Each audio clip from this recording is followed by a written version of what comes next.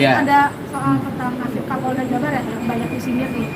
Mungkin harus dipecat atau kebobrokan timnya dalam pengungkapan kasus Vina, mungkin Bapak sebagai tokoh masyarakat melihatnya seperti apa sih Pak? Ya, saya hari ini berfokus pada penanganan laporan dugaan sumpah palsu, kesaksian palsu di depan penyidik, ya kan? Karena bukan dilakukan di depan pengadilan, yaitu yang kita duga adalah saudara AF dan saudara Dede. Kemudian tadi bicara persoalan AF tidak ada. Ayahnya itu adalah warga Kabupaten Purwakarta, Kecamatan Pleret, desanya Palingihan. Rumah ayahnya ada. Dan kemudian AF di mana posisi hari ini bukan kepentingan kita. Kepentingan kita hari ini adalah kita berkepentingan bahwa 7 orang terpidana yang masih mendekam di penjara harus punya jalan untuk keluar. Kan? Jalan untuk keluar karena mereka, kalau saya sih sudah menyampaikan, diyakini tidak melakukan perbuatan sebagaimana yang dituduhkan dan didakwakan, sehingga mereka mendekam di dalam penjara dan tidak main-main seumur hidup. Artinya bahwa dia sampai mati di dalam penjara. Saya melihat bahwa ini adalah peristiwa kemanusiaan yang luar biasa. Orang kan, yang dalam pandangan saya setelah melakukan keliling, wawancara, kemudian bicara dari satu ke tempat lain sampai hampir ada 70 dokumen yang saya miliki, saya tidak tega dan kita tidak boleh membiarkan orang yang tidak bersalah itu harus mendekam di penjara apalagi seumur hidup. Nah, ini adalah cara. Ini cara yang pertama. Pintu masuknya untuk mereka keluar itu adalah dengan PK. PK-nya dilakukan oleh kuasa hukum yang sudah ditangani oleh Feradi.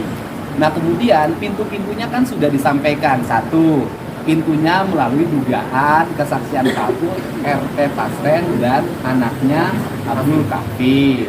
Yang kedua, kesaksian palsu di BAP terhadap terduga AF dan Dede. Memang ada yang berat menurut saya. Ada yang berat secara psikologi ini adalah menyangkut pernyataannya Saudara Sudirman. Beratnya bagaimana? Satu sisi Saudara Sudirman tuh pernyataannya sangat merugikan ya, baik buat Peggy kemarin maupun terhadap 7 terpidana yang lainnya. Tetapi di sisi lain Saudara Sudirman pun adalah orang yang dipidana. Ini kan dilema kita. Untuk itu sebenarnya ada solusi yang terbaik terhadap Saudara Sudirman. Saya berharap nanti kan Saudara Sudirman pasti akan jadi saksi juga di peristiwa ini. Nanti Saudara Sudirman diperiksa aspek kecakapannya. Apakah dia cakap untuk melakukan perbuatan hukum atau harus dibawa pengakuan. Nah, kalau harus dibawa pengakuan, maka keterangan-keterangan Sudirman yang terdahulu itu gugur dalam pandangan saya. Tidak bernilai. Nah, ini kan aspek sosial inilah yang saya jalankan sehingga kan sekarang kasusnya jalannya sudah mulai terbuka dan saya meyakini betul bahwa Mabes Polri di bawah kepemimpinan Pak Kapolri akan terus berjalan pada rel yang benar. Dan ke depan kita berharap kasus peradilan yang sesat tidak boleh terjadi lagi. Tidak boleh ada korban-korban diakibatkan oleh peradilan yang mengadili orang tanpa fakta yang memadai, tanpa alat bukti yang memadai. Dan sudah diakui kan bahwa kasus ini tidak dilengkapi oleh Science Crime Investigation kan, tidak dimiliki. CCTV-nya sampai sekarang nggak dibuka. Nah, dari sisi aspek teknis sebenarnya kan gampang. Misalnya mereka waktu itu di mana sih bermalamnya, jam sekian di mana, mereka kan punya HP.